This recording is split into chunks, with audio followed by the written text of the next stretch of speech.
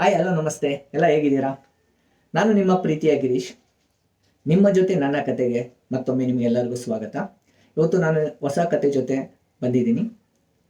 ಒಂದಾನೊಂದು ಕಾಲದಲ್ಲಿ ಒಂದು ಊರಿರುತ್ತೆ. ಅಲ್ಲಿ ಒಂದು ಜನಗಳು ವಾಸ ಮಾಡ್ತಾ ಇರ್ತಾರೆ. ಅದ್ರ ಜೊತೆಯಲ್ಲಿ ಒಂದು ಕುಟುಂಬದಲ್ಲಿ ಅಪ್ಪ ಅಮ್ಮ ಇಬ್ಬರು ಮಕ್ಕಳು ಇರ್ತಾರೆ.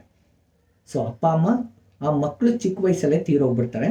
ಆ ಮಕ್ಕಳ ಹೆಸರು ಬಂದು ಶ್ಯಾಮ ಭಾಮ ಅಂತ ಹೇಳಿ. ತೀರೋದ್ಮೇಲೆ ಆ ಊರಿನ ಜನಗಳು ಅವ್ರನ್ನ ನೆಗ್ಲೆಕ್ಟ್ ಮಾಡೋಕ್ಕೆ ಸ್ಟಾರ್ಟ್ ಮಾಡ್ತಾರೆ. ಅವರು ಊಟಕ್ಕೋಸ್ಕರ ಎಲ್ಲ ಕಡೆ ಕೆಲಸ ಹುಡುಕ್ತಾರೆ, ಭಿಕ್ಷೆ ಬಿಡ್ತಾರೆ, ಯಾರೂ ಅವ್ರಿಗೆ ಹೆಲ್ಪ್ ಮಾಡೋದಿಲ್ಲ. ಅವ್ರ ಮೈಂಡಿಗೆ ಒಂದು ಯೋಚನೆ ಬರುತ್ತೆ, ನಾವು ಕಳ್ತನ ಯಾಕೆ ಮಾಡಬಾರ್ದು, ಯಾಕೆಂದರೆ ಈ ಜನಗಳು ಸರಿ ಇಲ್ಲ, ನಾವು ಒಳ್ಳೆ ರೀತಿ ಹೇಳಿದ್ರೆ ಅವರು ನಮಗೆ ಏನು ಸಪೋರ್ಟ್ ಮಾಡಲ್ಲ ಅಂತ ಕಳ್ತನ ಮಾಡೋಕ್ಕೆ ಸ್ಟಾರ್ಟ್ ಮಾಡ್ತಾರೆ. ಆ ಥರ ಮಾಡ್ತಾ ಮಾಡ್ತಾ ಕೆಲವು ತಿಂಗಳುಗಳು ಕಳೆಯುತ್ತೆ. ಒಂದು ದಿವಸ ಕಳ್ತನ ಮಾಡಬೇಕಾದ್ರೆ ಒಬ್ಬ ಹಳ್ಳಿಯವನ ಕೈಲಿ ಇಬ್ಬರು ಹುಡುಗರು ಸಿಕ್ಕಾಕೊತಾರೆ. ಅವನು ಊರವ್ರನ್ನೆಲ್ಲ ಸೇರಿಸಿ ಮರಕ್ಕೆ ಕಟ್ಟಿಸಿ ಓಡಿಸ್ತಾನೆ. ಅದಾದ ನಂತರ ಅವನ್ನ ಕತ್ತೆ ಮೇಲೆ ಇಬ್ಬರನ್ನ ಕುಂಡಿಸ್ಬಿಟ್ಟು ತಲೆ ಬೋಳ್ಸಿ ಹಣೆ ಮೇಲೆ ಕೇಕೆ ಅಂತ ಹೇಳಿ ಪ್ರಿಂಟ್ ಮಾಡಿಸ್ತಾರೆ. ಕೇಕೆ ಅಂದರೆ ಕಳ್ಳ ಕದಿಮರು ಅಂತ ಅರ್ಥ. ಅದಾದಮೇಲೆ ಆ ಮೆರವಣಿಗೆ ಆದಮೇಲೆ ಆ ಊರಿನವರು ಆ ಹಣೆಯಲ್ಲಿ ಇರೋದ್ರಿಂದ ಅವರು ಎಲ್ಲರೂ ಇವರು ಕಳ್ಳನ ಮಕ್ಕಳು, ಇವ್ರ ಜೊತೆ ನಾವು ಅವ್ರಿಗೆ ಹೆಲ್ಪ್ ಮಾಡಬಾರ್ದು ಅಂತ ಎಲ್ಲರೂ ಅವ್ರನ್ನ ಅವಾಯ್ಡ್ ಮಾಡ್ತಾ ಇರ್ತಾರೆ. ಇದೇ ಥರ ಆಗ್ತಾ ಇದ್ದಾಗ ಕೆಲವು ದಿವಸ ಆದಮೇಲೆ ಶ್ಯಾಮ್ ಅನ್ನೋನು ಆತ್ಮಹತ್ಯೆ ಮಾಡಿಕೊಂಡು ಸತ್ತೋಗ್ಬಿಡ್ತಾನೆ. ಅವಮಾನ ತಾಳಕ್ಕಾಗ್ದಿರ. ಭಾಮನ್ಗೂ ಅವಮಾನ ಆಗುತ್ತೆ, ಅವನಿಗೂ ನೋವಾಗುತ್ತೆ.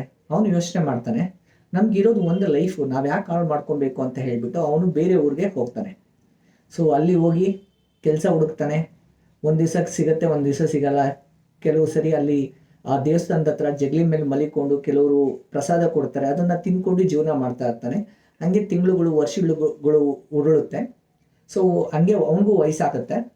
ಬಟ್ ಅವನು ಅಲ್ಲಿ ವಯಸ್ಸಾದಾಗ ಅವನು ಏನು ಕೆಲಸ ಮಾಡೋಕ್ಕಾಗದೇ ಇದ್ದಾಗ ಒಂದು ಜಗಲಿ ಮೇಲೆ ಕೂತ್ಕೊಂಡು ಬಂದವ್ರಿಗೆ ಹೋದವ್ರಿಗೆ ಒಂದು ಹಿತ್ತನುಡಿನ ಹೇಳ್ತಾ ಇರ್ತಾನೆ.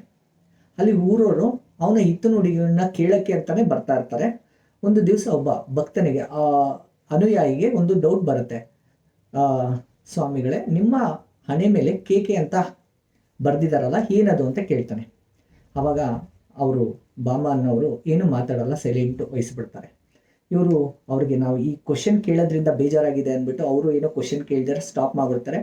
ಅವರು ಅಸ್ಯೂಮ್ ಮಾಡ್ಕೊತಾರೆ, ಇದು ಕೇಕೆ ಅಂತ ಹೇಳಿದ್ರೆ ಈ ಕಾಲದ ಒಬ್ಬ ದೊಡ್ಡ ವ್ಯಕ್ತಿಗೆ ಆ ಥರ ಒಂದು ನೇಮ್ ಬರೆದಿದ್ದಾರೆ ಅಂತ ಹೇಳಿ ತಿಳ್ಕೊಂಡು ಅದೇ ಥರ ಅವರೇ ಫೇಮಸ್ ಆಗಿಬಿಡ್ತಾರೆ, ಕಾಲಜ್ಞಾನಿ ಅನ್ನೋ ಥರ. ಅದಾದಮೇಲೆ ಅವರು ಮರಣ ಹೊಂದ ಮೇಲೆ ಅವ್ರಿಗೆ ಒಂದು ದೇವಸ್ಥಾನ ಕಟ್ಟಿ ಅಲ್ಲಿ ಪೂಜೆ ಮಾಡೋಕ್ಕೆ ಸ್ಟಾರ್ಟ್ ಮಾಡ್ತಾರೆ. ಇದು ಒಂದು ಕತೆ.